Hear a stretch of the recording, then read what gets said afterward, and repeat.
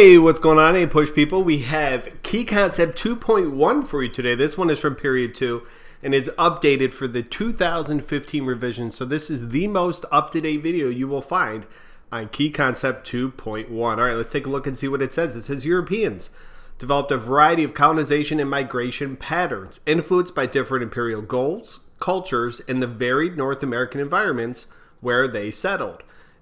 And they competed with each other and American Indians for resources. This is from page 30 of the curriculum framework. Some big idea questions to think about as you watch this video. What were similarities in colonization among the Spanish, French, Dutch, and English? What were the experiences like with Native Americans with these European countries? How and why did slavery evolve in these colonies? And how did climate and geography affect British colonies? All right, let's take a look at Roman numeral 1. It states Spanish, French, Dutch, and British colonizers had different economic and imperial goals involving land and labor that shaped the social and political development of their colonies as well as their relationships with native populations. This is screaming to me a short answer or an essay topic about comparing and contrasting these different European imperial goals. All right, so letter A, Spain established strict control over colonization, and they converted and exploited many Native Americans. And a major goal of Spain was to make money or gold from the 3 Gs we talked about in the first key concept. All trade must go through a few Spanish-controlled ports, so they really had their hand firmly around the economies of these colonies. A small amount of Spaniards ruled the indigenous population, and we'll compare that later with the English, which sent a lot of people.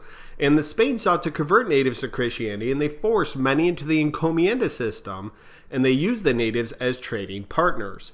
Now remember, we talked about the encomienda system in the last video, and this was basically slavery for the Native Americans. Now, when we're talking about French and Dutch colonization, both of those countries sent few Europeans, and they built relationships with the natives. The French often intermarried with the natives, and they built extensive trading partnerships, so they had pretty good relations with the natives. Coureurs de bois were these French fur traders, and they would trade beaver furs, and they would live among the natives. So they had friendly relations with the natives. The Dutch, like the French, the Dutch built extensive trade routes, mostly in present-day New York and near New York City. And they encouraged settlement of the New World through New Netherland. All right, let's talk about English colonization, the most different from all the European powers. They sent a large number of immigrants, both male and female, unlike other European countries. Everybody do me a favor and circle male and female. That's an important thing to know. It wasn't just men that were sent over, they were females as well. The English sought economic prosperity. They wanted religious freedom, especially for those Puritans. They wanted to be able to practice their religion without persecution, and they wanted better living conditions. England was very overcrowded during this time. The English colonies also welcomed immigrants from other countries, and the colonies were based on agriculture, including the New England colonies. Tobacco became a major cash crop for the English colonies and brought a lot of wealth. The headright system encouraged immigrants, and the headright system would benefit the wealthy because every person who paid for an indentured servant to come to the New World would gain 50 acres of land. Now, unlike the French and the Spanish, the English colonists sought to live separately from Native Americans. Again, the French and the Spanish would intermarry with the natives. They would have trade alliances with them, but the English really lived entirely separate from the Native Americans. And there emerges conflicts with Native Americans, such as the Powhatans, Bacon's Rebellion, which was a rebellion of many former indentured servants who were upset about a lack of protection on the frontier in Jamestown, Virginia, from Native Americans. The Pequot War, and also King Philip's War in New England, which I do have a video on. Check the description for that. All right, let's take a look at Roman numeral 2. In the 17th century, early British colonies developed along the Atlantic coast with regional differences that reflected various environmental, economic, cultural, and demographic factors. So we're really going to get into the makeup of the British colonies. Well, the Chesapeake colonies, please know this is specific to 2 colonies, Maryland and Virginia. When we're talking about the Chesapeake colonies, and we're talking about North Carolina, they're going to really heavily focus on tobacco. And as a result, plantations will develop that really do nothing but grow tobacco. And this will lead to long work days and growing seasons as well. Tobacco exhausts land, and this will lead to expansion and then conflicts with natives that are living on this land. So again, the more the colonists expand, the more they're going to encroach on Native American land and lead to expansion. So again, that idea of Bacon's Rebellion that we're talking about, English colonists in Jamestown were upset that they felt they did not have adequate protection from the governor of Virginia against the natives. Up to the 17th century, so most of the 1600s, most of the labor was made up of indentured servants. Now, after Bacon's Rebellion, which was made up of mostly indentured servants, plantation owners began to move away from indentured servants because they eventually get the freedom and want land, and there was a switch more towards African slavery. So if you're writing a short answer or an essay topic about the growth of slavery, you can absolutely talk about a shortage of indentured servants or a conflict like Bacon's Rebellion. Now, let's jump up to the New England colonies in the north. They were established by Puritans. These were people who wanted to purify the Anglican Church, not break away from it. Dudes like this guy, John Winthrop, and they established small towns with small farms. Schools were established for towns with 50 families, and that was important to instill reading and writing so people could read, so children could grow up to read the Bible. And extended families were much more common in New England than they were in the middle colonies or the South. There was some agriculture, also fishing and commerce. And Boston, in particular, is going to become a major port city for trade. There's a colder climate, and the rocky terrain did not allow for large plantations that you see in the South with a very flat, warm, long growing seasons. All right, the middle colonies, these tended to be the most diverse demographically, religiously, and ethnically out of all the colonies. We have the Quakers in Pennsylvania, which was established by William Penn. They were very religiously tolerant. Women in Pennsylvania had more rights than other colonies. The Quakers allowed women equal positions in church, and they were allowed to speak in church ceremonies as well. And they also had more immigrants from other countries besides just England. Immigrants came from what is present-day Germany as well. The economy was based on the exportation of cereal crops such as wheat, so lots of agriculture happening there. Now let's go down to the southern colonies, places like South Carolina and Georgia, and then in the Caribbean, we're going to see rice as a major staple crop. This is very arduous labor. There are incredibly long days and a long growing seasons. And there would be lots of disease as well from the swamps and mosquitoes that would carry diseases. Many white laborers refused to work in these rice fields, which would lead to an increase in slave labor in this area. In the West Indies and Barbados in particular, you see sugar cultivation, which is a major part of the economy. And like South Carolina and Georgia, slave labor was heavily used in the Caribbean. And in many instances in the West Indies, slaves made up a majority of the population. And this is going to lead to the development of really strict slave codes or laws to regulate slave behavior. These laws would give incredible power to slave owners. There became an emergence of a democratic self-government in the British colonies, and we'll find out why. And this was really caused by distance from Britain. Since the colonies were so far away, Britain really didn't have as much control, and there was lax attention, or this idea known as salutary neglect. And Britain really kind of takes a hands-off approach to the colonies as long as they're, making money and being peaceful and not really going against British ideals.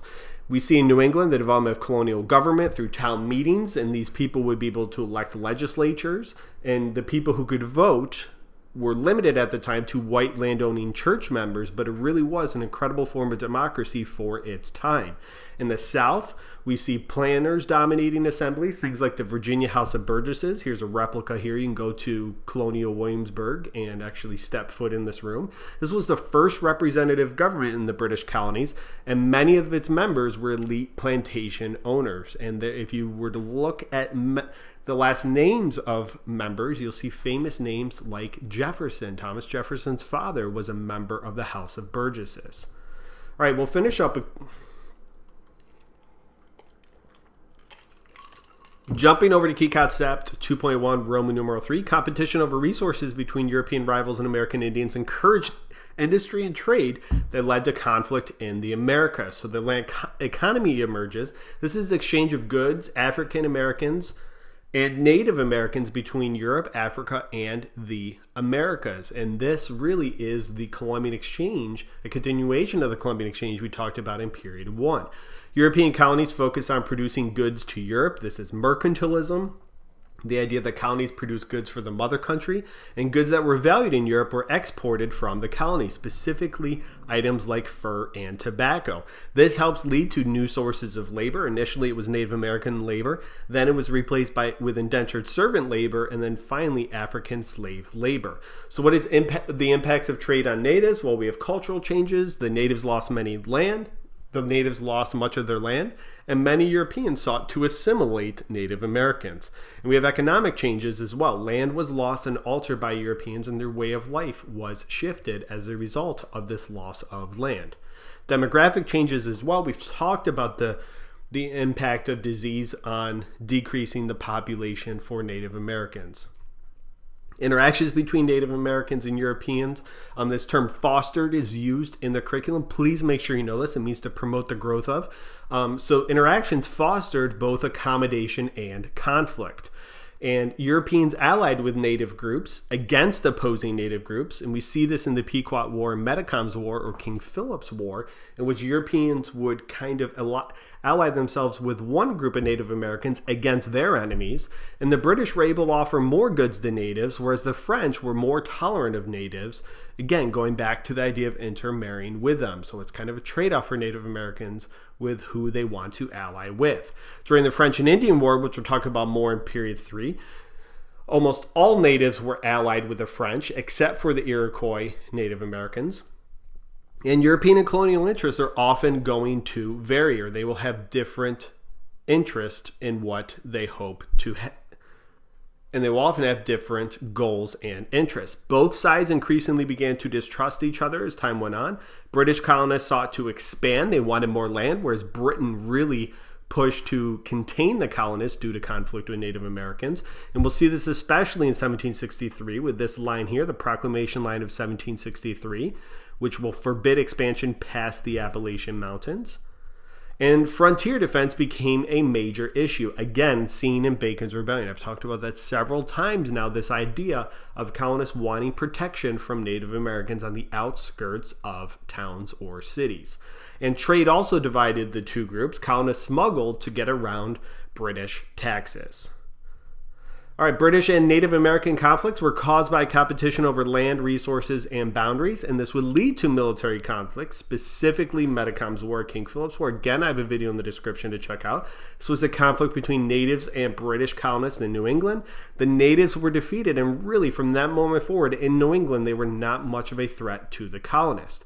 The Spanish and When it comes to Spanish and Native American resistance, we see the Pueblo Revolt in New Mexico, present-day New Mexico. The Pueblo Indians successfully overthrew the Spanish for 12 years, and after the Spanish regained control, they became much more accommodating to Native American culture, particularly religion. So even though the Spanish regained control, they become much more accommodating or accepting of Native Americans. All right, let's finish up with some test tips. For multiple choice and short answer questions, be able to identify and explain goals of European colonization, the differences between the British and other colonies, and comparing British colonies to other British colonies. So for example, New England to the Chesapeake. How do they differ and how are they similar geographically, religiously, and economically? For essay questions, you could see something along the lines of the reasons for the development of slavery and comparing and contrasting European colonization, French, Spanish, and English. And I do have a detailed video on that as well, where I actually break it down as to how there could be an essay on it. Check the description for that as well. All right, guys, look forward to seeing you right back here for Key Concept 2.2. We'll figure out who this dude is.